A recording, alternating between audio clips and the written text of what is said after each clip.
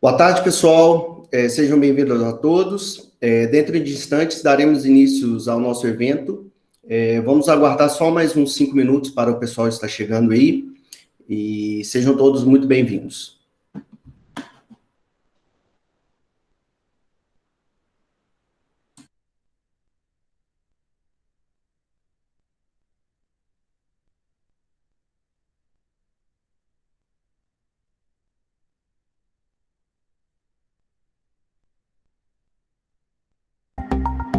Ideias que geram futuro. Prazer. Somos a incubadora de desenvolvimento tecnológico e setores tradicionais do campo das vertentes, Indetec.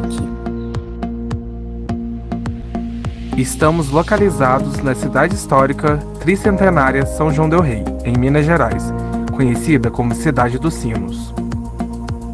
No campus da Universidade Federal de São João del Rei, CETAM.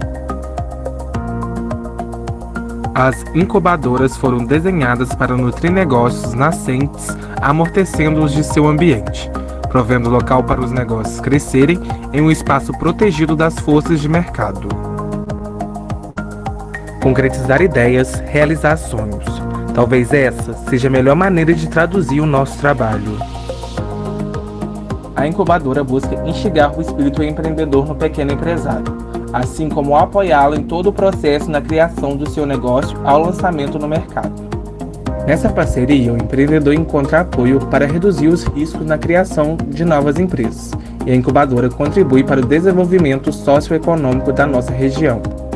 Somos uma incubadora de base mista, apoiando o desenvolvimento de empresas em 3 setores. Empresas de base tecnológica.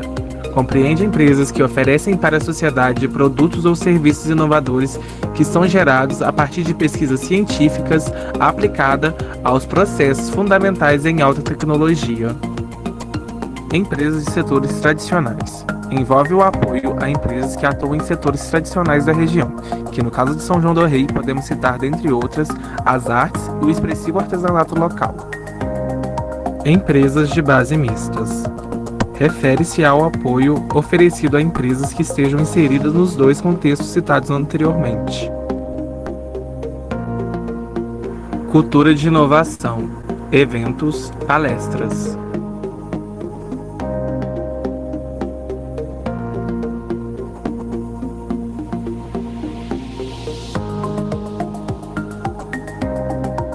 Capacitar pessoas, cursos e treinamentos.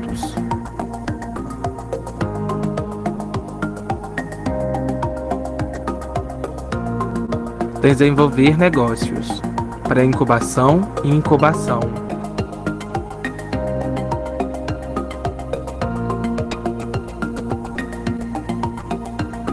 E por fim, os nossos benefícios. Conexões com o ecossistema, mentorias e infraestrutura.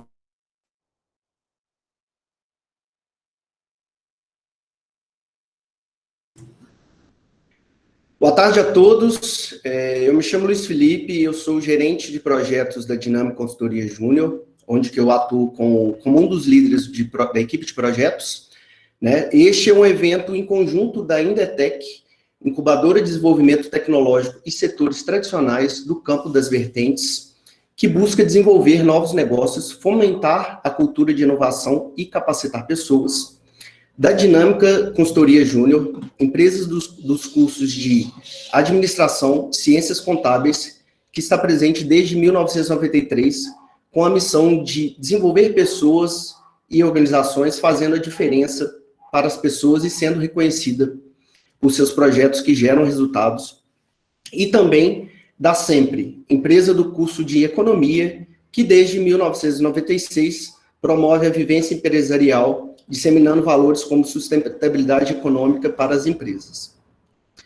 Gostaria de agradecer a presença de todos neste evento da Indetec, junto com a Dinâmica e a Sempre.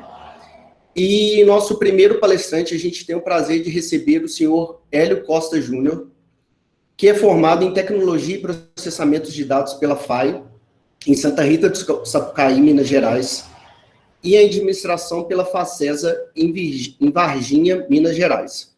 Com mestrado de Engenharia de Produção pela Universidade Federal de São Carlos, Hélio Costa Júnior é professor desde 1991 em universidades privadas e públicas, trabalhando com tecnologia, inovação e gerência.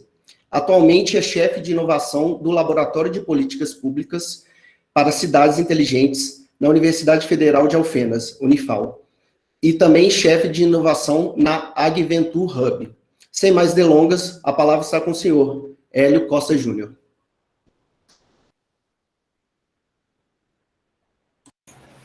Tá mudo. Senhor Hélio, eu acho que está com um problema aí na sua configuração.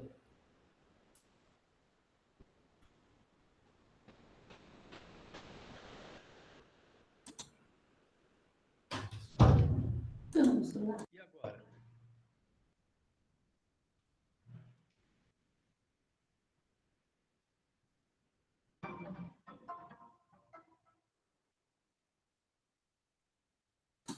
Eu acho que eu vou ter que sair e voltar. Não, agora foi.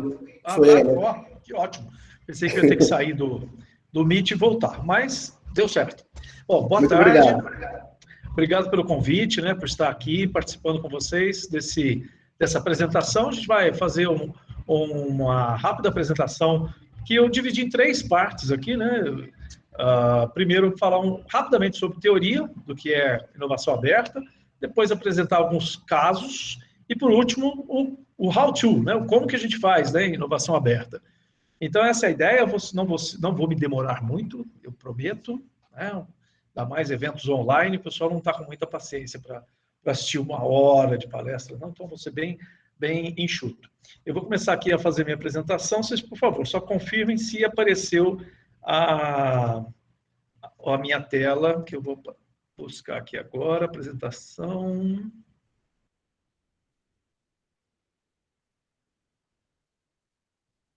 Apareceu aí. Open Innovation. Sim, agora apareceu. Joia. Bom, eu não estou vendo vocês agora. Se der algum problema, vocês, por favor, me avisem, falem alguma coisa aí. Primeiro, eu sou, né, professor em uma universidade pública, assim como, né, vocês também estão aí. Então, nós temos realidades bem semelhantes, né, realidades principalmente das boas coisas que a gente tem na universidade pública, mas as coisas difíceis de acontecer também. A inovação aberta, ela não é, a natureza nossa não é de fazer inovação aberta. Não é só entre as universidades públicas, não. Na verdade, no Brasil, nós não tínhamos muita tradição de fazer inovação aberta. E aí eu vou explicar um pouco rapidamente o que é essa teoria, o que é a inovação aberta, se é que alguém ainda não teve acesso a essa explicação. Esse é um modo muito tradicional de inovação, onde você tem a ciência, é o science push, ou seja, a ciência desenvolve uma nova, né, cria, inventa alguma coisa, e alguém da área de engenharia transforma aquilo num produto ou serviço que vai ser vendido pelo marketing para chegar lá no consumidor. Isso é um modelo muito tradicional de inovação. Um outro modelo também tradicional, que é o inverso.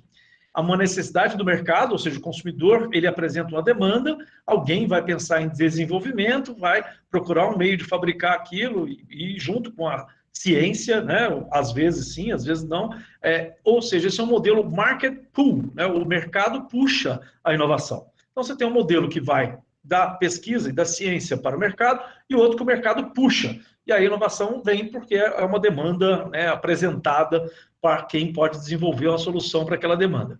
Um modelo bem mais, bem mais real, né, realista, é um modelo que ele é híbrido, porque, na verdade, essas demandas podem surgir em qualquer um desses lugares, podem vir do mercado, podem vir da universidade, pode vir de uma indústria, pode vir de uma lei, né, de uma transformação, pode vir de um evento externo, né, natural ou artificial, que impulsiona a inovação. Então, esse é um modelo bem mais...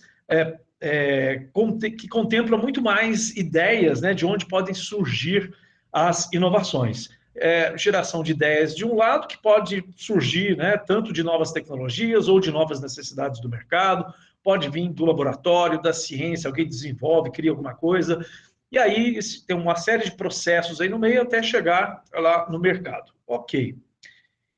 Bom, existe dentro de qualquer um desses 3 tipos, né, de inovação, Science Push, Market Pull ou esse modelo híbrido, durante muito tempo o que a gente viu foi a inovação acontecendo de maneira tradicional, que é esse desenho que tem aí um funil deitado aí na lateral, onde você tem do lado esquerdo a parte de pesquisa, do lado direito a parte de desenvolvimento, e essas linhas que desenham aí esse funil deitado, elas são as fronteiras da empresa. Então, a empresa que queria inovar, ela desenvolvia ela própria toda a pesquisa, toda a área de testes laboratoriais, experimentos e tal, ideias, geração de ideias, tudo, e essas ideias iam passando por um funil até que algumas delas iam se transformar em produtos para serem entregues no mercado lá na frente. Então, esse desenho mostra bem a cara da inovação tradicional, inovação fechada, vamos dizer assim, mas a inovação que antes a gente não chamava de inovação fechada, a gente chamava processo de inovação. O Chesbrough, que é o autor que criou esse desenho, publicou um livro lá em 2003, chamado Open Innovation, ele propõe, né, um outro modelo, que é esse modelo onde, não vendo as linhas do funil, elas agora estão pontilhadas, ou seja, não são mais limites fechados. A empresa, ela se relaciona com o ambiente externo. Continua havendo do lado esquerdo a pesquisa, do lado direito o desenvolvimento, mas os projetos de pesquisa não acontecem exclusivamente dentro dos limites da empresa. Elas se relacionam com outros agentes. E aí, com essas relações, por que isso, né? Porque se concluiu que, por mais que uma empresa seja rica, poderosa, tenha diversos recursos, muitos empregados, né, pesquisadores de alto nível, muitos equipamentos, laboratórios sofisticados, ela nunca vai deter sozinha toda a capacidade de inovar que ela teria se ela conseguisse interagir com outros agentes que são outras instituições de pesquisa, outras empresas, com os governos, com as incubadoras, com as startups, com outras instituições que fazem parte desse conglomerado aí, e que isso facilita com que ela chegue lá no final e entregue produtos, não só produtos mais interessantes, mais com potencial de inovação maior, mas que ela crie, inclusive, novos mercados, porque de dentro dessa empresa podem surgir as spin-offs, ou seja, empresas novas que surgem para trabalhar com produtos novos que foram desenvolvidos nessas parcerias. Então, o modelo fica muito mais complexo, porém, ele fica muito mais completo. Então, eu posso ter, lógico que isso não vai acontecer em todas as situações, em todas as empresas, né, em todos os processos de inovação, mas há muitos casos em que isso é perfeitamente possível de se fazer, um modelo de inovação aberta.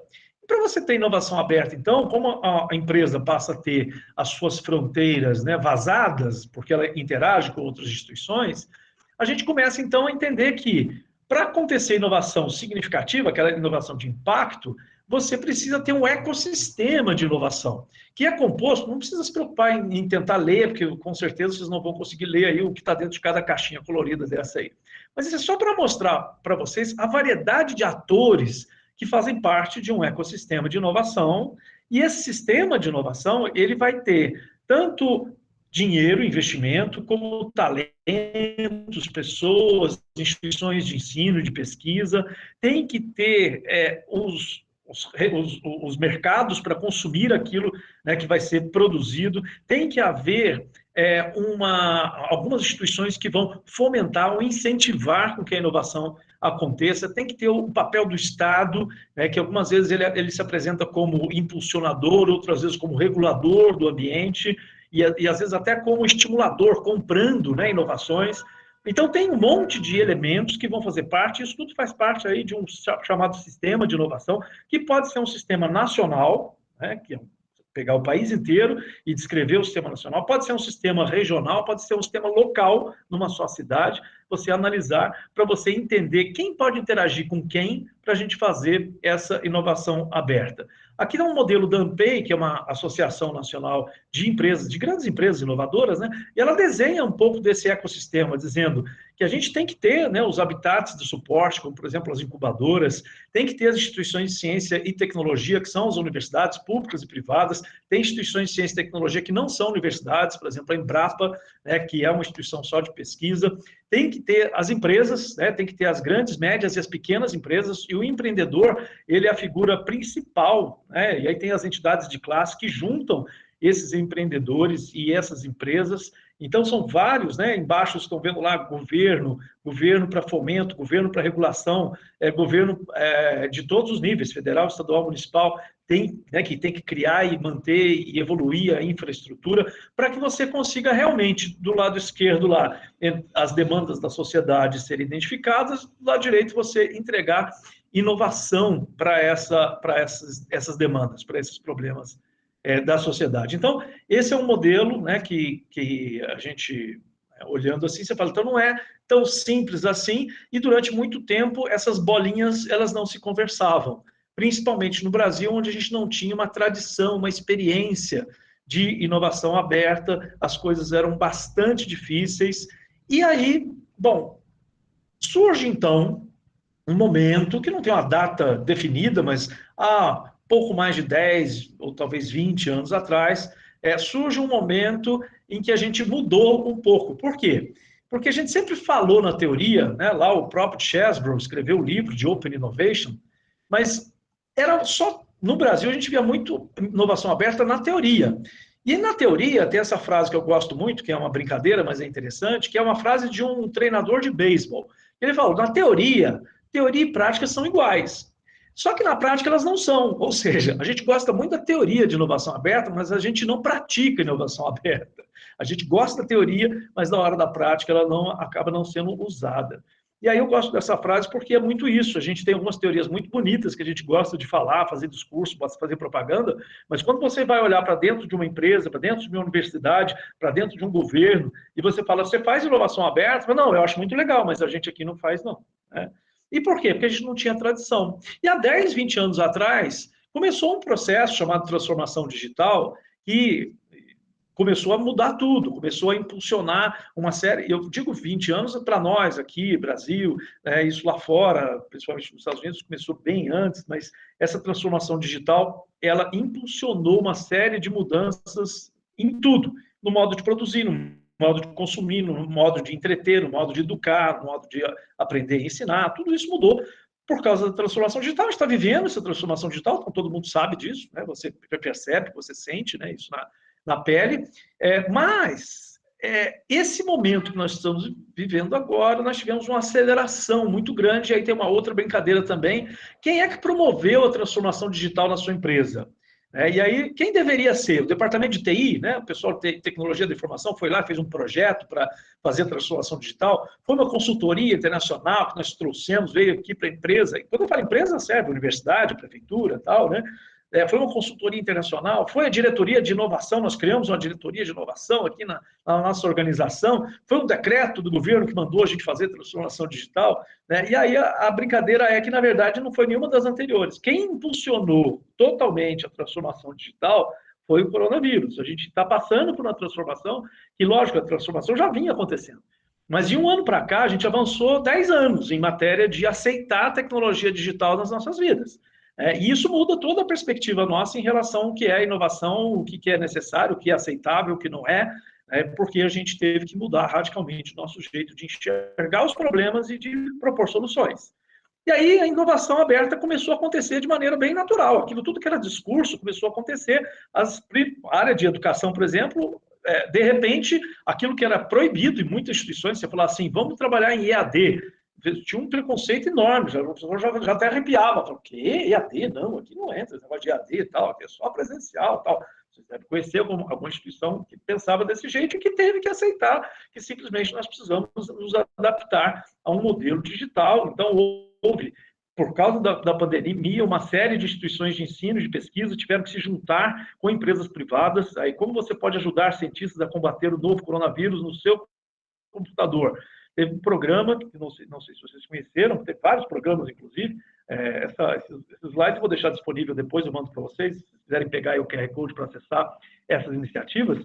Isso aqui é um programa que foi criado para que eu tenha o meu computador que fica muito tempo ocioso. Grande parte do tempo que eu estou escrevendo um texto no Word, por exemplo, ou navegando na internet, o meu processador está à toa. Então, eu posso colocar um programa que ele fica rodando em segundo plano no meu computador, ele não afeta em nada, ou muito pouco, né, a performance do meu computador, e ele fica tentando fazer alguns tipos de análise, como esse aqui é outro, né, Folding at Home, que é um sistema que, enquanto o meu computador está ocioso, ele roda um programa para poder fazer análises, principalmente genéticas, de DNA, para poder fazer descobertas que, se eu fosse usar um supercomputador só, ia demorar muito tempo, mas se eu pegar milhões de computadores, PCs, esses computadores, notebooks normais, trabalhando ao mesmo tempo, isso é um movimento meio que de crowd, né? Assim como tem crowdfunding, crowdsourcing, isso é um crowdsourcing, em que você está usando milhões de computadores comuns para funcionar como se fosse um supercomputador para tentar avançar na pesquisa genética,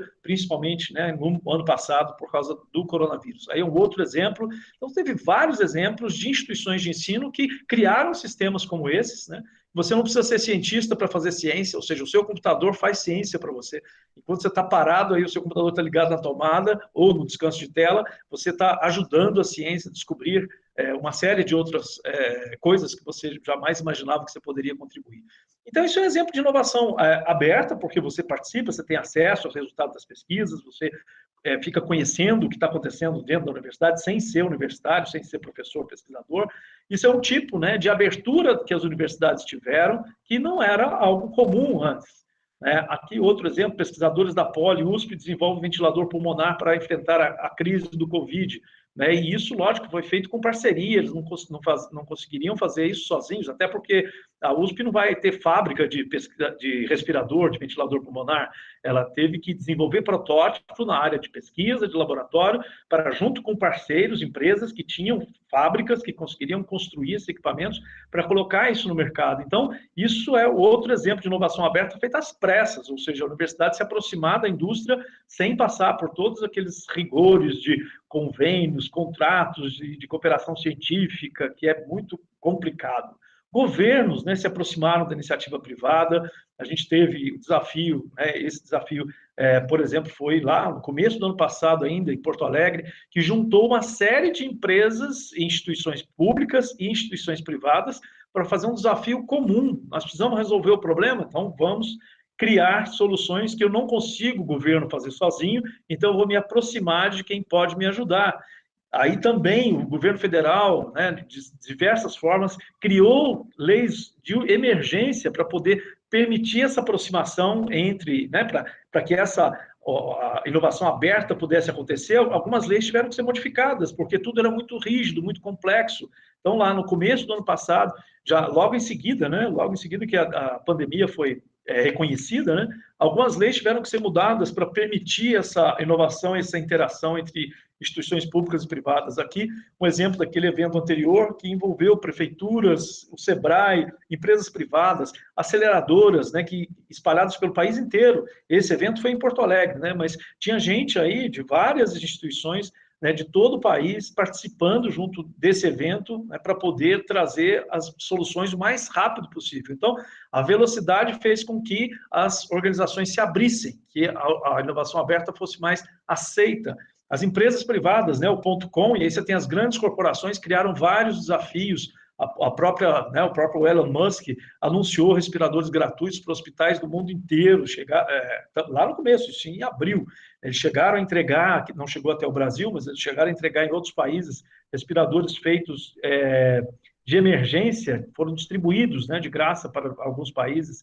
Aqui no Brasil, empresas como a Ambev, dona da Stella Artois, fez a programas junto com startups para oferecer um movimento para ajudar os donos de bares e restaurantes, para que as pessoas pudessem comprar tickets para usar depois da pandemia. Então, para manter a receita desses bares e restaurantes, né? Isso foi uma ideia de uma startup, né, que criou essa ideia. Ela estava engavetada, no momento da Covid ela foi tirada da gaveta, vamos fazer esse negócio aqui, e aí interação entre uma grande empresa e uma pequeníssima empresa para poder colocar isso no mercado. As startups também, do lado .com, né, das empresas privadas, várias startups, né, participaram do processo de criação de soluções baratas, inovadoras, né, criativas. E aí vem até essa matéria, né, que o start veio das startups, da tecnologia e mobilização. Isso é o que está fazendo a diferença no combate ao coronavírus. Startups do Brasil e do mundo têm mostrado que a rede de solidariedade aliada à tecnologia pode fazer a diferença. Então, isso tudo nós estamos falando do contexto da pandemia. Instituições, né, não governamentais, as ONGs e outras, né, instituições do terceiro setor, que fizeram grande parte, né, desse esforço também de integração. Então, ações emergenciais, a FINEP financiando, a FINEP é do governo federal, financiando programas, né, de integração entre empresas pequenas e grandes para poder criar kits de diagnósticos, financiando pesquisa tanto dentro das empresas quanto dentro das universidades. A ENAP, Escola Nacional de Administração Pública, lançou desafios para que as pessoas participassem e tentando propor soluções que melhorassem, né, e que evitassem o contágio. Então, um monte de instituições teve esse movimento rapidíssimo em direção à inovação aberta.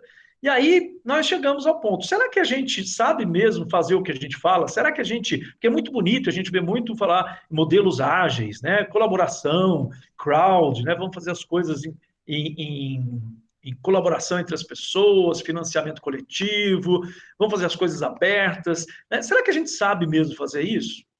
E aí vem essa dúvida. A gente sabia fazer, mas a gente não fazia porque não tinha sido empurrado nessa direção. Por quê? Lógico que a gente tem que aprender muito ainda, porque não era a nossa experiência, não era essa.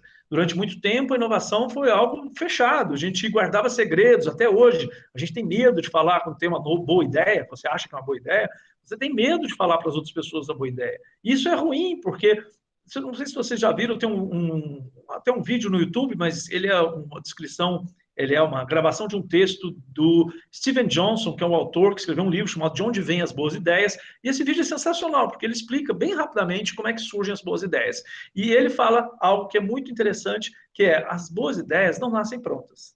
Elas nascem normalmente ruins, e elas vão melhorando com o choque entre ideias diferentes, e elas vão melhorando com o aperfeiçoamento das ideias. Você vai mudar muito uma ideia até que ela se transforme realmente numa boa ideia. E esse melhoramento, ele amadurece com o relacionamento da sua ideia com outras ideias de outras pessoas. Então, isso é importante, por isso que a gente tem que ser open, aberto, crowd, collab, agile, né? A gente tem que ser ágil, não pode ficar guardando as ideias muito tempo, senão elas apodrecem, emboloram, né? Tem que colaborar, tem que fazer esse movimento crowd, né? Vamos fazer juntos, e tem que fazer aberto. Lógico, tem coisas que não pode, que você não vai contar, sim, mas, cara, é muito pouco, porque, na verdade, o grande segredo não está em ter a ideia, está em executar a ideia. Muita gente tem boas ideias, mas pouca gente executa, pouca gente coloca em prática. E aí tem um monte de exemplos hoje para mostrar para vocês do quanto a inovação aberta é importante, e o quanto ela foi reconhecida como um modelo importante, e o quanto você tem de oportunidades de transformar a sua ideia realmente numa inovação, que eu vou mostrar uma lista de cases, né, os cases eu já mostrei aqui, mas uma lista de oportunidades. Por exemplo, dentro da própria universidade, as universidades, desde 2004, 2005, tem uma lei obrigando as universidades a ter um núcleo de inovação tecnológica. Eu não vou falar sobre cada um deles aqui agora, porque eu vou dar um exemplo de cada um, que são iniciativas que confirmam essa tendência que eu acabei de falar para vocês sobre inovação aberta. Bom, aqui a Unifal tem a Inove, que é a nossa agência de inovação, que faz, né, como tem a gente pode chamar de vários nomes, né, lá aqui na Unifal, em Varginha, é a agência de inovação, mas é um NIT, é um núcleo de inovação tecnológica, como tem aí na Federal de São João del Rei. E essas agências, parte do trabalho delas, inclusive as incubadoras estão sob, né, a gestão dos NITs, Parte do trabalho delas é fazer essa relação entre a pesquisa que acontece dentro da universidade com o mercado, com o que há externo aos muros da universidade. Cada vez mais esse muro tem que cair, na verdade, mas ele está só diminuindo de tamanho por enquanto. A gente está tentando derrubar o muro, né, para poder fazer realmente essa integração completa entre os agentes externos e internos, porque isso é inovação aberta. É você criar ciência e levar imediatamente para quem precisa dela. É você trabalhar com inovação, entregar resultado para a sociedade, impacto social, econômico. Então, aqui na Unifal Varginha, Unifal, Fenas, Varginha, né, a gente tem a agência de inovação, e aí vocês têm o NETEC, né, que também é o NIT da Universidade Federal de São João del Rei, hoje sob a coordenação do meu amigo Paulo Afonso Grangeiro, que foi, inclusive, quem indicou para me chamarem para fazer essa palestra. Agradeço ao Paulo, né, pela indicação e a organização do evento pelo convite, mas vocês têm aí, e isso muitas vezes os alunos não sabem, né, e é comum isso acontecer. Aqui mesmo na Unifal, a agência existe, né, há 10 anos e poucos alunos sabem para que ela serve. E para que ela serve? Trabalhar com propriedade intelectual, com assessoramento de tecnologia, com pesquisa de oportunidades, com incubação, com aceleração de ideias, né, e todas as instituições públicas no Brasil têm que ter, né, as instituições de ensino e pesquisa, né, têm que ter, as universidades, os institutos federais, e as universidades privadas normalmente também têm os seus núcleos de inovação, que é para isso. Então, isso é lei, né? E aí, muitas vezes, as instituições nem sabem lidar muito com isso. Então, foi criado um mestrado profissional para formar gente para trabalhar nesses núcleos de inovação tecnológica. Então, está aí uma oportunidade, você terminando a sua graduação, em qualquer área, você pode formar em administração, economia, ciências contábeis, ciência da computação. Qualquer graduação que você fizer, você pode se inscrever e fazer um mestrado para ser especialista em NITs, em núcleos de inovação tecnológica, não só em NIT, mas ser especialista em propriedade intelectual, transferência de tecnologia, que são as coisas que vão ser necessárias para você conseguir fazer a universidade participar como um ator ativo na inovação aberta.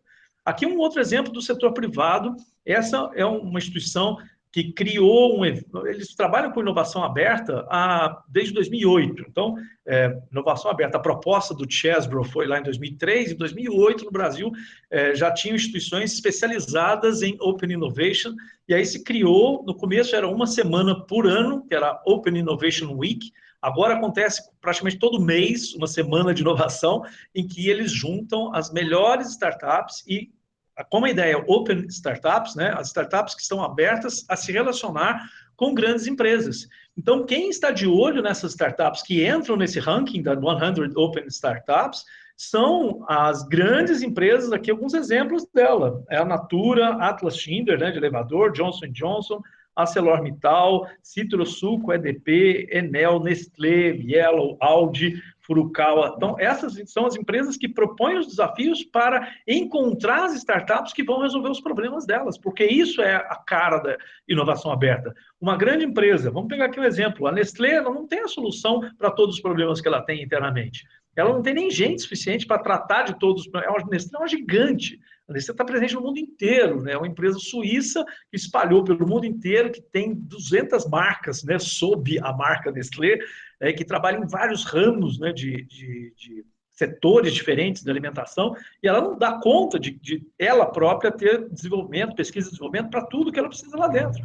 Então, algumas coisas ela faz relacionamento com a universidade, com a instituição de ciência e tecnologia, algumas coisas ela procura nas startups. Ela vai abrir programas de desafios, de aceleração de soluções, junto com instituições privadas, como a 100 Open Startups, que é uma instituição que já tem uma baita de uma tradição relacionada com selecionar startups para se relacionar com essas grandes empresas. Mas isso não é só empresa privada que faz isso. Agora mesmo, o Sebrae lançou, junto ao Ministério da Economia, junto com o Sebrae, o Catalisa ICT, que é uma oportunidade que, infelizmente, nesse momento já fechou a entrada, né, o ingresso de instituições de ciência e tecnologia, mas foi um programa que pegou 1.000 pesquisadores de universidades brasileiras que apresentaram propostas, e essas propostas foram selecionadas para passar por um programa de aceleração, que lá na frente a ideia é receber investimento e fazer com que o pesquisador dentro da universidade, mesmo que ele não queira montar a sua própria startup, que ele se relacione com o mercado através das startups. Então, e além disso, vão ser selecionadas corporações que vão também ser possíveis compradoras dessas soluções criadas dentro das universidades, ou seja, um programa do governo federal para poder fazer essa transferência de tecnologia entre o que acontece no laboratório da universidade e o que está acontecendo no mercado através do movimento de empreendedorismo. Então, esse programa está fechado agora, mas com certeza vai abrir outros editais. Se você perdeu a inscrição, fique de olho, porque esses programas são cíclicos, né? Eles têm ciclos. Outro que também, nesse momento, ele está aberto apenas para a entrada das grandes empresas, mas a ideia era bastante semelhante, que é um outro programa, esse do Ministério da Ciência, Tecnologia e Inovação, que era de inteligência artificial para 4 ramos específicos que se espera que se desenvolvam no país: cidades inteligentes, agribusiness, health, saúde, né, health tech, e falhou o último. Vamos lá. Cidades inteligentes, indústria 4.0. Então, eles selecionaram, né, elegeram 4 setores específicos que, se você investir em inteligência artificial, você tem chance de escalar, né, esses setores que são extremamente importantes para a nossa economia, não só para a economia, mas na área de saúde, por exemplo, né, para muito mais do que economia. Então, a gente está falando de um programa também, que é um dos maiores programas do governo federal, que também abriu para quem? Para as startups, aceleradoras, grandes empresas, fazer esse match, né? Juntar as grandes empresas, que são aquelas que vão estar interessadas em investir, comprar essas soluções com as startups, com os pesquisadores. Aqui, um exemplo de eventos, né, que são ótimos exemplos de fazer transferência de tecnologia, de fazer inovação aberta, são os hackathons. Esse foi o maior hackathon que eu saiba, do Brasil já, aconteceu no ano passado, que era sobre, o Mega Hack, né, que foi sobre política pública focado na Covid. Como é que a gente cria soluções, não só política pública, mas tecnologia focada na Covid. Também aconteceu no ano passado, foi um evento, né, enorme, mega participação, que propôs uma série de inovações. Então, assim como tem vários hackathons, os hackathons existem para isso. É um desafio, as startups vêm, normalmente o prêmio é dado por uma instituição que está interessada na solução daquele problema, e a instituição pode ser pública ou privada, assim como tem os Startup Weekends, que são fundamentais para desenvolver essa cultura de empreendedorismo. O governo do estado de Minas criou também, criou uns 3 anos atrás, mas depois ele mudou, né, criou um programa chamado Startup Universitário. No ano passado ele virou VUEI, que é Vivência Universitária, Empreendedorismo e Inovação, que pegou 39 universidades do estado de Minas, públicas e privadas, para fazer ações de inovação e empreendedorismo nessas universidades. A minha universidade participa, a Unifal, que eu sou o responsável aqui em Varginha. Aí, em São João del Rei, de novo, o Paulo Grangeiro é o responsável pelo VUEI. Procure o Paulo para descobrir mais sobre isso. Aqui a gente criou uma liga de empreendedorismo, né, porque não tinha. Estamos colocando disciplina de empreendedorismo dentro da grade dos cursos. Estamos criando cursos de Business English para empreendedores. Estamos fazendo uma série de coisas que a gente precisava ter aqui dentro, e tudo com o apoio do VUEI, que é esse programa do Governo do Estado de Minas Gerais, Secretaria de Desenvolvimento Econômico, que apoia. E aí por quê? Porque é necessário, né, fazer essa aproximação da universidade, ela não pode ficar alheia ao que acontece no mercado. O CID mesmo, né, que é um programa também do Governo do Estado de Minas, que durante muito tempo ele foi... aconteceu de maneira diferente, ele agora mudou. Esse ano, nessa edição do CID, as startups aceleradas recebem dinheiro do governo do estado para criar soluções para os desafios públicos do estado de Minas Gerais. Então, o governo publicou uma série de desafios, não lembro agora quantos são, mas, se não me engano, 60 desafios diferentes, e as startups que achavam que podiam resolver o problema, aqueles desafios, elas se apresentaram, passaram por uma seleção, e essas startups estarão trabalhando durante um período, até o final do ano, possivelmente, na solução desses problemas, com apoio financeiro do governo do estado, ou seja, o governo comprando solução e desenvolvendo empresas para criar soluções para os desafios de governo. A gente aqui em Varginha, eu tenho, além, né, de professor do Unifal, também a gente criou um hub de inovação, que é um outro fenômeno também. Os hubs, né, estão surgindo cada vez mais. Tem hubs que são só de inovação, ou seja, geral para qualquer área, mas tem hubs específicos que pegam uma vertical. No nosso caso, a gente escolheu o agronegócio, que é o foco econômico principal da nossa região aqui, que é o café, né, e a produção aí também, né, aí tem o lado turístico, histórico e tal, mas aqui em Varginha, por causa do comércio internacional de café, movimenta muito dinheiro na nossa economia, né, o agronegócio aqui, e aí a gente criou esse hub para apoiar o desenvolvimento tecnológico e aproximar as grandes empresas que precisam de solução dos estudantes que podem criar essa solução, que criam startups que podem colocar essa solução no mercado. Então a gente está, como hub, atuando nesse processo de inovação aberta, fazer com que as instituições trabalhem juntas e desenvolvam soluções em conjunto, ao invés de eu simplesmente contratar todo mundo para poder trabalhar e criar as minhas inovações. E aí eu chego ao maior programa de aceleração de startups e de inovação da América Latina, é um programa do governo federal brasileiro, mas é o maior programa da América Latina, chamado Inovativa Brasil, que já existe desde 2013, quase 10 anos, e que vem formando startups, 1.200 startups aceleradas ao longo do tempo, e que está com inscrições abertas. Então, que está o how to, né? Se você tem uma ideia em qualquer área, né? O Inovativa não tem vertical, qualquer área que você achar que tem interesse, você pode submeter até o dia 5 de abril, está aberto a inscrições para você colocar a sua proposta para ser acelerada. 400 propostas vão ser escolhidas, dessas 400 propostas, numa primeira fase, vão ser selecionadas 160, e durante todo esse processo, existe, lógico, um processo de conexão com outras empresas, outras pessoas, outros pesquisadores, que podem, né, trocar ideia e fazer esse processo de inovação aberta junto contigo.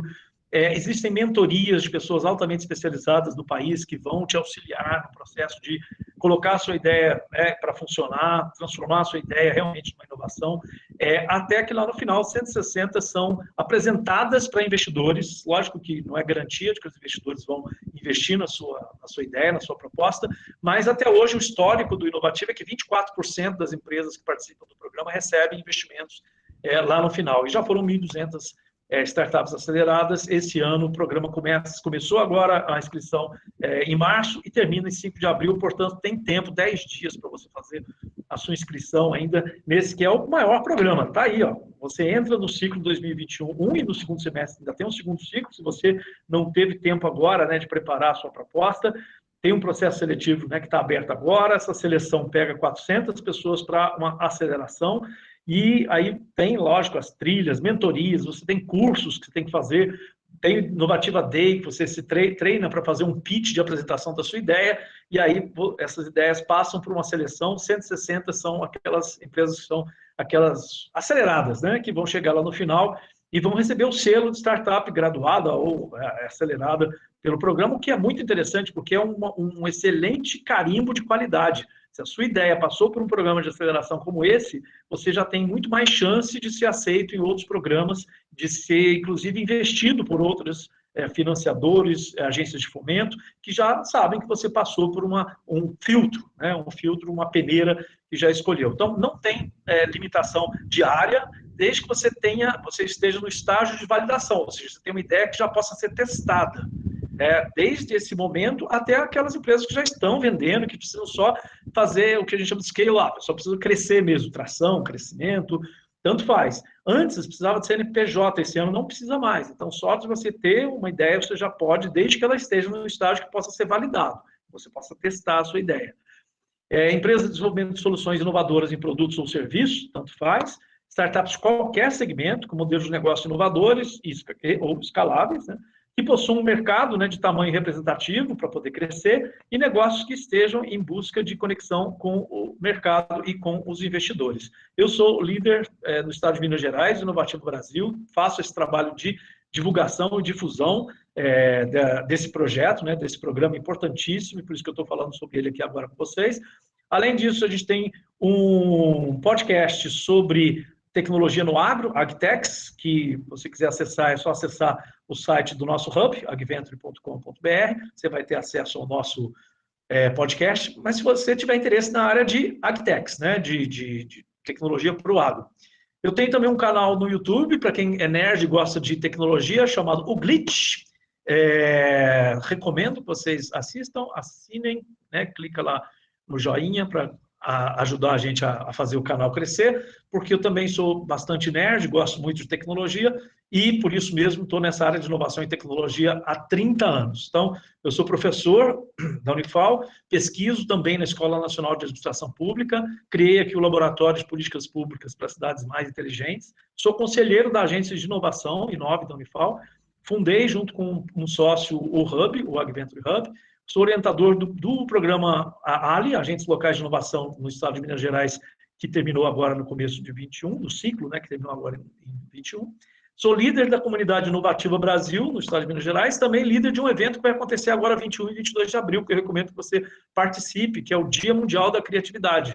Todas, praticamente, não sei se São João del Rei está inscrito, mas são 129 cidades do mundo que estão participando desse evento. É só você procurar aí World Creativity Day ou Dia Mundial da Criatividade no Google, você vai achar, e a programação vai ser divulgada dia 30 de março, com 1.200 atividades criativas para você poder participar gratuitamente e com direito a bolsas de estudo. Quem participa e assiste às palestras ganha bolsa de estudos nas melhores escolas de cursos livres do país, Perestroika, University, Singularity University, Ecos, Design, uma série de escolas bem muito procuradas, né?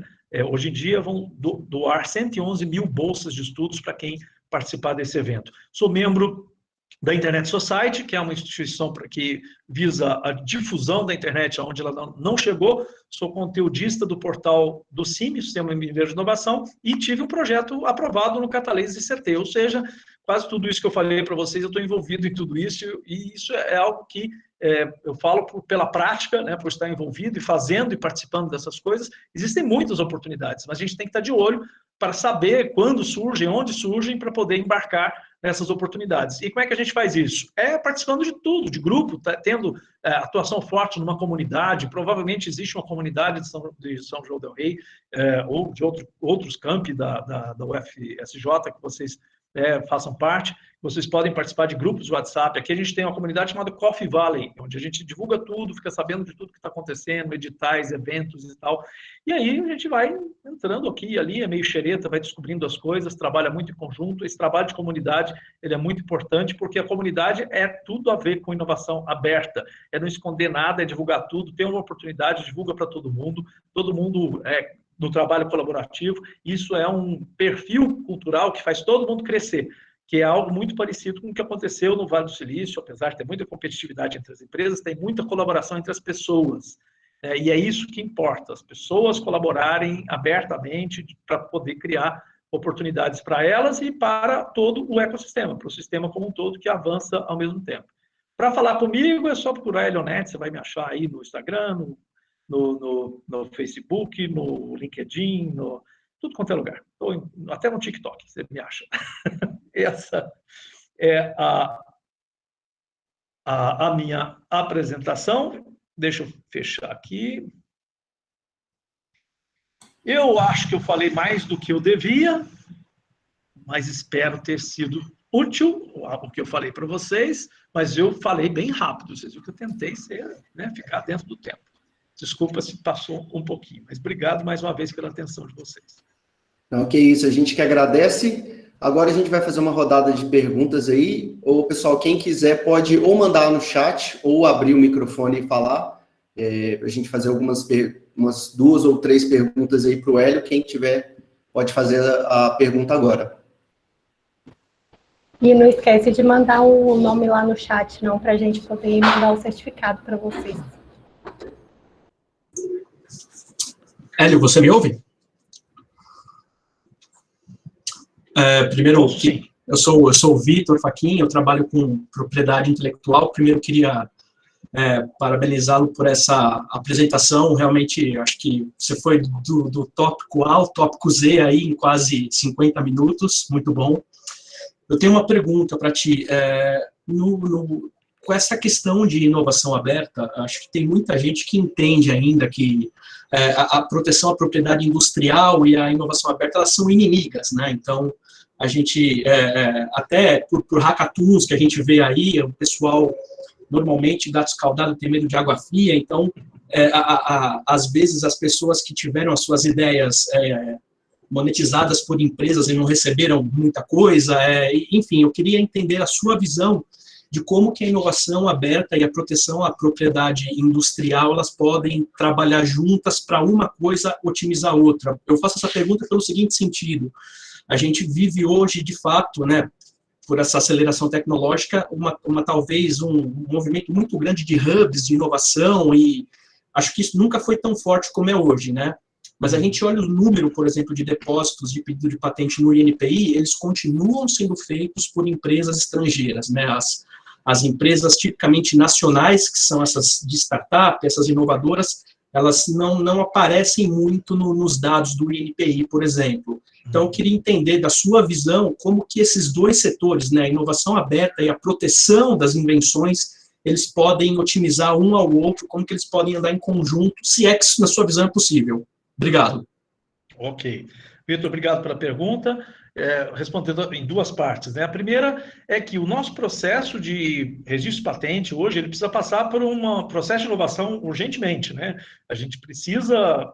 hoje, a patente demora 11 anos, 10 anos, 11 anos, dentro de um modelo, né, de transformação digital, onde a gente sabe que o que é inventado hoje, possivelmente vai ser útil durante 5 anos, né, e depois vai ser substituído por uma outra inovação tecnológica, é muito difícil você fazer com que as pessoas acreditem que vale a pena requerer, depositar uma patente, porque ela, lógico, em alguns setores, tem outros setores que são menos, né, mutáveis, assim, mas então, assim, como o processo nosso brasileiro ele é muito moroso, isso desestimula muito as pessoas a procurarem o depósito de patente. Outro fenômeno, né, que a gente vê também, existe também na cultura do nosso país, mas não é só no nosso, mas principalmente em países em desenvolvimento, né, diferentemente de países já desenvolvidos, uma cultura muito da pirataria, da falsificação, e que não é muito punida. Então, muitas vezes, o esforço todo que você faz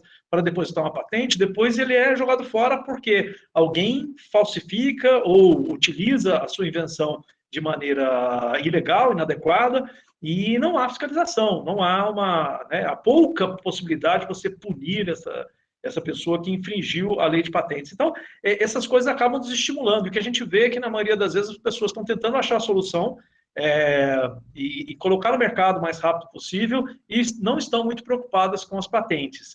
Em alguns ramos, isso é muito crítico, muito ruim para nós, né? Ruim para o Brasil, porque a gente acaba perdendo royalties de longo prazo. Por exemplo, tem aí alguns remédios que foram inventados, né, há muitos anos atrás em Israel, né, nos Estados Unidos, e que a gente teve que esperar cair a patente para poder fabricar aqui, enquanto lá fora, né, o pessoal estava ganhando horrores, né, de dinheiro em cima de algumas inovações. Então, assim, existe os dois lados, né, o lado que é importante, mas o outro lado que o empresário em si, ele não vê muita importância. O empresário brasileiro não vê muita importância. Já o empresário de fora, ele já vem com essa visão de que, bom, aqui na Noruega, por exemplo, na Finlândia, aqui o processo é rápido, barato, eu deposito a patente e as pessoas vão respeitar a patente, então eu vou fazer, né? No Brasil, como não tem essa mesma visão das patentes, acaba que o que acontece é que as pessoas não dão valor para a patente, né? Por isso que a gente tem números muito baixos, e pelo menos essa é a minha impressão. E de alguns pesquisadores que eu conheço, que a gente conversa, na maioria das vezes, é isso. A outra pergunta que você falou é que muita gente tem medo. Eu vou participar de um hackathon, vão roubar minha ideia. Vou participar de um Startup Weekend, alguém vai ver minha ideia e vai roubar minha ideia. Na verdade, as empresas, quando elas fazem uns desafios como esse, elas não querem só a ideia, elas querem alguém que faça isso para elas, porque elas não têm gente capacitada ou gente com a capacidade, né, que você tem para poder fazer isso dentro da própria empresa. Porque, como eu disse, ideia é muito fácil ter, muito difícil é implementar a ideia, é levar ela até o final. E aí é que está a diferença de você participar desses processos. Você, muitas vezes, nesses hackathons, nesses eventos, você não está sendo avaliado a sua ideia, é você quem está sendo avaliado. para ser levado para trabalhar junto com aquela empresa. De preferência, né, e é a minha recomendação, não vá ser empregado dessa empresa, ofereça uma parceria para que você monte o seu CNPJ e você trabalhe com essa empresa, junto com ela, porque no momento que ela te contrata e você entra naquela máquina enorme, letárgica, né, que normalmente as grandes empresas são, você entra num ritmo que é o ritmo que você não quer. Quem quer empreender não quer estar dentro de um ambiente burocrático, onde você... A IBM, nos anos 80, ela quase quebrou. Hoje em dia ela está muito bem, obrigado, mas nos anos 80 ela quase quebrou. E o cara que entrou na IBM para recuperar a empresa naquela época, ele falou, eu vou fazer um teste. Ele pegou uma caixa de papelão vazia e colocou o endereço de outro escritório na mesma cidade da IBM e colocou lá o endereço. Eu quero que essa caixa chegue em tal lugar. A caixa demorou 28 dias para sair de um escritório e chegar em outro escritório dentro da mesma cidade, da mesma empresa. Não passou pelo correio, não passou por nada, passou por um processo interno. E aí ele mostrou o quanto a IBM não tinha chance de dar certo daquele jeito. Era um processo engessado, burocrático, complexo, e isso é o que as empresas e os governos, as grandes empresas se tornam com o tempo. É natural, elas se transformam em elefantes ou dinossauros, né? E aí o que elas precisam hoje, o que elas enxergaram, é que através da inovação aberta, elas conseguem se relacionar com outro tipo de pensamento, que é o pensamento realmente de ágil, né, de colaboração, de não deu certo, vamos tentar de outro jeito, vamos tentar com outras pessoas, e esse é o modelo da inovação, da Open Innovation. Não é a gente trazer as pessoas aqui para dentro para que elas se tornem um dos nossos. É a gente se relacionar com as cabeças que estão fora da nossa empresa. Respondeu, Vitor? Respondeu sim, obrigado. Falou. Pessoal, mais uma pergunta aí. Alguém tem alguma pergunta? Pode mandar no chat alguma coisa. Ou, se quiser, pode abrir o microfone também para fazer a pergunta.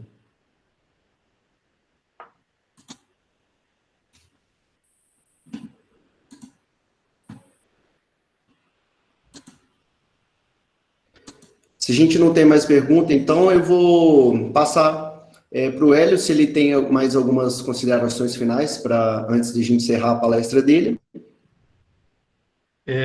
Sim, olha, eu estou muito satisfeito aqui, 63 público presente, ó, sucesso de público, em tempos de excesso de oferta de conteúdo online, né, concorrência de Zooms e lives, e por aí eu estou muito satisfeito com a presença de todos vocês e espero ter contribuído de alguma forma. Agradeço o convite, agradeço ao Paulo por ter me indicado, né? O Paulo, como eu disse, é parceiro no Sebrae, no Agentes Locais de Inovação, parceiro no Voei, né? O outro professor também que tem aí um perfil como o meu, que a gente está igual a aranha, está com um pezinho em cada canto. Tem uma oportunidade, a gente está lá, ocupando os espaços. A gente agradece, Hélio, e agora eu vou passar para o nosso segundo palestrante. A gente tem o prazer de receber agora o senhor Alexandre de Oliveira, engenheiro eletricista formado em Engenharia Industrial Elétrica pela Universidade Federal de São João do Rei e mestre em Engenharia Elétrica pela UFSJ. Alexandre trabalhou como engenheiro de manutenção na Gerdau, antiga Suminas, coordenando projetos de melhorias de sistemas de média e alta tensão, tendo trabalhado em todas as áreas produtivas da Gerdau em Ouro Branco, Minas Gerais. Também trabalhou como professor de eletrotécnica na FASAR, Faculdade de Santa Rita, em Conselheiro Lafayette, e também como professor de cálculo, eletricidade básica, materiais elétricos no SES, Centro de Ensino Superior de Conselheiro Lafayette. Atualmente é coordenador de projetos na Axol Engenharia, além de também desenvolver estudos e pesquisas na área de confiabilidade em transformadores de potência e ministrar treinamentos de engenharia de manutenção em transformadores. Sem mais delongas, com a palavra o senhor Alexandre de Oliveira. Olá, gente, boa tarde, tudo bem? Vocês estão me ouvindo? O som tá legal aí? Tá bom, Alex. Beleza. Primeiramente, queria agradecer o convite aí de toda a equipe aí do evento. Obrigado mesmo pela participação. E espero aí poder contribuir um pouco aí com a nossa apresentação aqui sobre a empresa, sobre a parceria que a gente tem feito com a Dinâmica Consultoria, né? E também sobre o excelente trabalho que a gente vem fazendo junto lá com a IDETEC, juntamente com o professor Paulo e toda a equipe. Tá ok? Eu vou fazer uma apresentação sobre o trabalho que eu venho desenvolvendo no IDETEC, juntamente com a dinâmica também, né, com escopo aí bem interessante na área de precificação, e também contar um pouco, ao longo desse 1 ano de incubação, perdão, como que a gente evoluiu dentro do processo, né, de incubação, de pré-incubação, na verdade, dentro do IDETEC, e também do processo de pré-aceleração que a gente fez no Congonhas Lab, através da Prefeitura de Congonhas e da Neo Venture, e o quanto que a gente evoluiu ao longo desse tempo, né? Beleza? Pode começar, então? Fica à vontade, Alexandre. Bom, a ideia é o seguinte, quando eu iniciei o processo de pré-incubação no EDTEC, a gente estava com uma visão, né, de tentar montar uma empresa de consultoria, né, nos moldes convencionais, né? Só um minuto. Eu esqueci de compartilhar a tela, né? Isso. Só um minutinho, gente. Desculpa aí.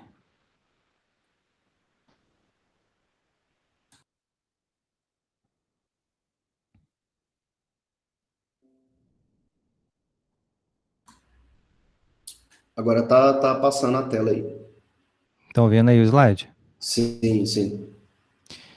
Então, desde o início do processo de pré-incubação lá no IDETEC, a gente começou com uma ideia convencional, né, de montar uma empresa convencional de consultoria, uma vez que eu, né, tinha alguma experiência de mercado na área de manutenção, fiz um mestrado na área de confiabilidade, tudo voltado para sistemas de energia de grande porte, mais especificamente transformadores, né? Então as coisas foram evoluindo. Então eu vi, né, a possibilidade de realmente entrar com esse produto, né, transformar essa consultoria em uma plataforma mais robusta, né, nos moldes aí de software como serviço, né, e a gente tem trabalhado nessa linha, e o trabalho tem sido muito bem aceito. A gente já está com uma parceria em Campinas, com uma empresa, com um grande player lá em Campinas, né, e estamos na fase de finalização de uma POC, também com uma empresa de grande porte lá em São Paulo. Então, vamos lá. Então, na verdade, qual que é a proposta, né? A gente vai trabalhar com mitigação de falhas em transformadores de grande porte, né? A gente está falando de transformadores aí na faixa de 40 MVA, 50, 100 MVA. Só para vocês terem uma ideia da dimensão, né? Um transformador de 40 MVA, ele alimenta uma cidade do porte de São João do Rei, ou Conselheiro Lafayette, onde eu moro, sabe? Então, as empresas, de um modo geral, têm uma grande dificuldade de fazer essa gestão dessa manutenção, né? Por ser um sistema, assim, bem complexo, né? Exige um capital intelectual com certo grau de maturidade, um certo nível de experiência, tanto da mão de obra direta quanto indireta, e também uma qualificação melhor na parte de gestão, exatamente para saber tomar as decisões corretas, que é algo, na verdade, na prática, muito complexo. Então, a gente tem um exemplo aqui da figura, o transformador do Amapá, né, que, na verdade, foi um sinistro que ocorreu lá, a gente ficou sabendo aí, através da mídia, que foi uma falha, exatamente, que poderia ter sido evitado se tivesse uma boa política de manutenção.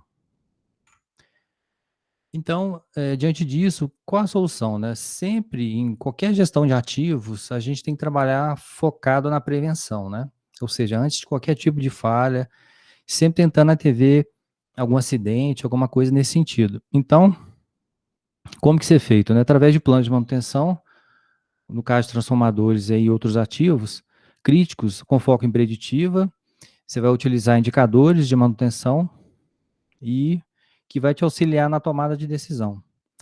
Então, a grande pergunta é, quais indicadores são adequados? O que utilizar, né? E quais índices utilizar? Então, falando de forma resumida, a gente validou exatamente essa dor com algumas empresas, né? Que a falta de subsídio, ou indicadores, ou índices, né? Podem levar o transformador à falha, né? A gente validou com 8 gestores de manutenção, através de entrevistas.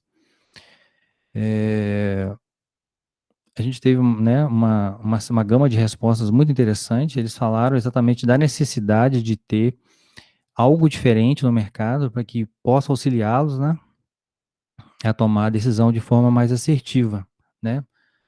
de forma que a gente consiga mitigar o risco aí operacional dos equipamentos. Então, a solução proposta é um modelo matemático, né, que na verdade foi resultado do meu mestrado, que a gente está transformando ele agora num produto, né, que vai gerar novos subsídios para tomada de decisão, que são exatamente os indicadores de confiabilidade. E os maiores benefícios, né, que ele trará para as empresas vai ser exatamente a diminuição do risco de falhas e um melhor planejamento da manutenção. Então, a gente tem aqui um porcótipo, na verdade, um protótipo, né, do software que está em desenvolvimento. A gente está quase finalizando. Ele vai abarcar o modelo matemático, né, e a gente estava com a previsão inicial para terminar em janeiro, só que nós não conseguimos, houve um pequeno atraso aí, alguns acertos aí na parte de programação, e a gente está finalizando, né, para julgar exatamente para a gente colocar esse programa junto com o nosso parceiro, que é o nosso principal parceiro comercial, que é a MGM, óleo isolante, e eles vão realizar vários testes com várias empresas lá no interior de São Paulo, em Campinas.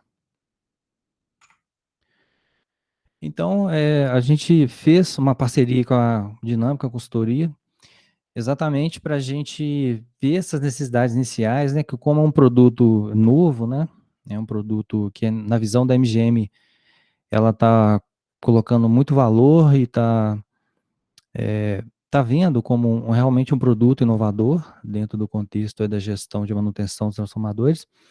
Então, a gente precisou aí contratar uma pesquisa de mercado, né, para fazer a coleta de dados relacionados à solução, e haja vista que é uma solução nova, a gente não tem muito parâmetro para poder comparar, né. Então, a gente sempre tem que levar alguns aspectos em consideração na hora de avaliar, né, tipo assim, o grau de risco que a gente vai estar mitigando, o valor do ativo, às vezes até o custo de homem-hora da manutenção, enfim. Então, a Dinâmica está fazendo para a gente aí uma série de entrevistas, né, com clientes potenciais, através de questionário que a gente consensou. Também está sendo feita uma precificação, né, para ver realmente de que forma a gente vai valorar aí essa solução preditiva, que na verdade é um software de avaliação preditiva, com avaliação de custos, né, variáveis, né, entre outras, muitas variáveis, tributos, enfim. Precificar de acordo com um valor coerente, né, um produto novo, né, uma coisa mais complexa, uma vez que não tem um concorrente direto. E a ideia também é a gente replicar esse mesmo trabalho para uma nova solução também que a gente vai fazer, que é um software para manutenção sensitiva, de um modo geral, que seria um software mais genérico. Então, aqui é o produto aí que a gente contratou da Dinâmica, né, que são as planilhas e com estudos, né, de precificação. Aqui alguns exemplos, né, sobre a formatação da planilha, né, e ficou uma solução bem interessante. E esse trabalho é um trabalho que ajudou muito a gente a enxergar um pouco diferente o mercado, né, quais as necessidades dos clientes, né, é um trabalho que ainda está em andamento, né, mas é bom que a gente tem trocado muita informação para que a gente possa chegar aí num ponto comum, né. Então, esse trabalho, né, juntamente aí com o DTEC, mais a Dinâmica, e mais a parceria com a MGM, a gente conseguiu enxergar a dimensão do mercado, que na verdade, inicialmente eu estava vendo um mercado pequeno, mas na verdade o mercado dele é muito grande, sabe? Então o processo de pré-aceleração lá em Congonhas ajudou a gente muito nisso. Então, de fato, a gente terminando todo o trabalho em breve, né, estando com a plataforma pronta, todo o trabalho de precificação, com as POCs realizadas, a gente consegue atingir o Brasil inteiro. E o mercado ele é muito grande, né? A gente pode falar geração, transmissão, distribuição, grandes consumidores industriais, agronegócio, siderurgia, mineração, enfim. O mercado realmente ele é muito grande, né? Indústria de geração de energia eólica, fotovoltaica, hidrelétrica, termoelétrica. Então, o mercado realmente ele é muito grande. E existe né, a gente está fazendo uma coisa com bastante critério para que a gente possa entrar de forma bem sólida no mercado. Então, qual que é o produto final, na verdade? É a plataforma, né, já pronta aqui. A gente fez apenas um exercício aqui, né? Seria mais ou menos no formato de SaaS, de plataforma como serviço, né? Uma licença vai ter um valor, 5 licenças é um valor maior, e quanto maior o número de licenças, a gente tende a dar um desconto melhor, né? Por exemplo, a empresa que eu trabalhei, a última, ela tinha mais ou menos em torno de 450 transformadores críticos, né? Então a gente pode até negociar, fazer um preço bem razoável, né? Tanto para a Axol poder monetizar, quanto para o cliente também poder comprar, porque também se for uma solução cara demais, o cliente não compra e também não justifica, né? Se ele pagar uma solução que vai avisar para ele que ele tem um problema. Então, assim, a gente está fazendo isso com bastante critério, né, para chegar num ponto ótimo aí. E acaba que a MGM, que vai ser nosso principal parceiro comercial, eles têm ajudado a gente nessa questão aí de valorar essa solução, né? Então, o nosso objetivo é a gente, até dezembro aí desse ano, se Deus quiser, a gente atingir em torno aí de 1.700 transformadores atendidos aí, mais ou menos 1.700 licenças, para a gente poder escalar de forma rápida, né?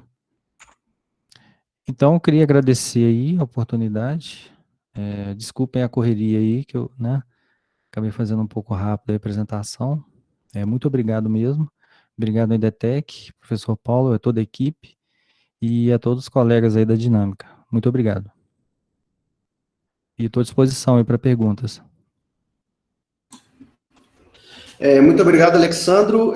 Alguém, se tiver perguntas aí para o Alexandro, pode ou abrir o microfone, ou então mandar no chat que eu leio aqui para ele.